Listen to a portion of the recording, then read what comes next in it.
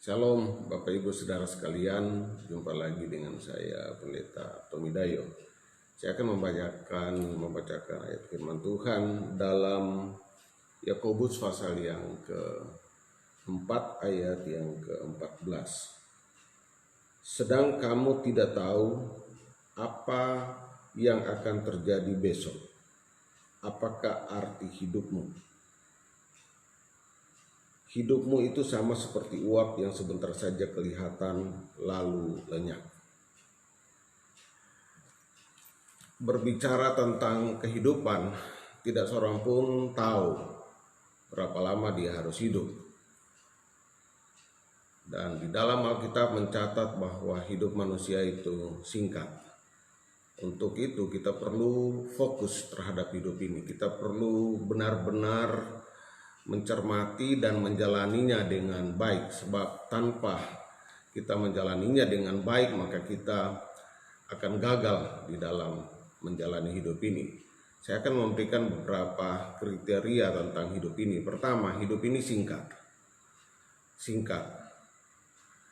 dan ada saat untuk lahir, ada saat untuk mati. Jadi sangat singkat. Itu tidak ditentukan dari tua atau muda umurnya seseorang, tetapi kita pastikan bahwa hidup itu singkat. Sebab karena hidup itu singkat, kita perlu mengerti apakah yang akan terjadi di balik kematian. Apakah kita memiliki keselamatan atau apakah saudara ragu, apakah saudara tidak mengerti dan tidak tahu bahwa kita harus tahu bahwa hidup itu singkat dan kita harus memiliki kepastian keselamatan. Kepastian keselamatan hanya di dalam Yesus Kristus. Ketika kita percaya pada Yesus Kristus, maka kita memiliki kehidupan yang kekal. Sebab di dalam Yesus, Dia menjaminkan hidupnya, Dia memberikan hidupnya, supaya kita memiliki kehidupan yang kekal. Jadi kita harus tahu prioritas hidup kita. Yang kedua, hidup itu fana. Semua yang kita dapatkan, semua yang kita jalani, semua yang kita miliki, predikat apapun yang Bapak, Ibu, Saudara dapatkan selama di muka bumi ini, itu bersifat fana.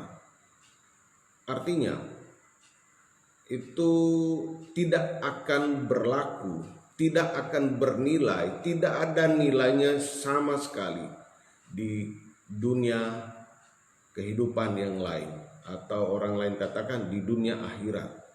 Jadi di dalam kekekalan, tidak semua yang kita dapatkan di dunia ini itu bersifat fana.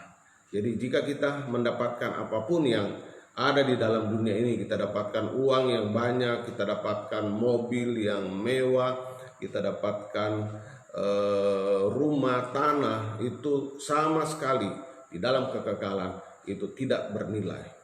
Jadi mengertilah arti hidup ini. Jadi sebagai orang Kristen kita harus mengerti bahwa hidup selama kita menumpang di muka bumi ini, kita harus mengerti arti hidup dan kita harus berbuah bagi Kristus.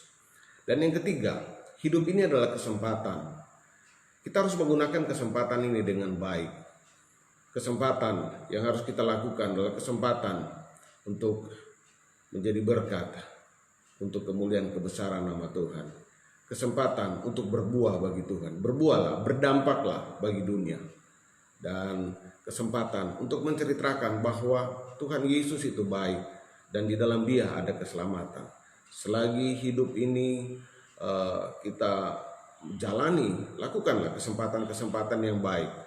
Jangan seperti orang yang bodoh, jangan seperti orang yang malas, jangan seperti orang yang sakit, tapi kita harus bijak menyikapi arti hidup ini, sehingga kita bijak dan kita melihat hal yang luar biasa Tuhan kerjakan di dalam hidup ini. Dan yang keempat, hidup ini ketika kita masih hidup, kita harus melayani. Kita dikaruniakan dengan berbagai talenta, kemampuan, kecakapan yang ada pada kita. Lakukanlah untuk pelayanan, sebab ketika kita tidak melakukan, maka Tuhan akan menuntut kita. Apa yang sudah diberikan pada kita, kemampuan, mungkin kita dapat melakukan banyak hal dengan cara berpikir kita, cara berpikir yang inovatif, cara menangani, cara menyambut tamu, bermain alat-alat musik dan sebagainya. Itu merupakan talenta-talenta yang Tuhan berikan pada kita semua. Jadilah seperti seorang hamba yang memiliki karakter Kristus. Dia siap melayani. Jadi layani Tuhan dengan sungguh-sungguh. Apapun yang kita lakukan, layanilah Dia. Layani dengan penuh ketaatan, layani dengan rajin. Jangan pernah bersungut-sungut ketika kita melakukan sesuatu untuk pelayanan. Dan lakukanlah satu pelayanan dengan tidak menuntut terima kasih. Lakukan saja pelayanan, sebab Tuhan sumber berkat akan menolong kita semua. Miliki kerendahan hati di dalam pelayanan. Dan saya akan membacakan di dalam Efesus pasal yang pertama, ayat yang ke-21 dan 22 sebagai ayat untuk menutup kita di dalam pemahaman kita pada saat ini. Karena bagiku hidup adalah Kristus dan mati adalah keuntungan. Tetapi jika aku harus hidup di dunia ini, itu berarti bagiku bekerja memberi buah. Jadi mana yang harus kupilih? Aku tidak tahu. Saudara, jika saudara masih hidup, masih bernafas, bekerjalah, berilah buah, buatlah keuntungan untuk kerajaan Allah. Dan kita percaya bahwa Tuhan menilai, mencatat semua apa yang kita lakukan. Jadi kalau kita masih hidup, bekerja dan memberi buah. Tuhan Yesus memberkati. Tetap semangat dan tetap setia kepada Tuhan. Haleluya.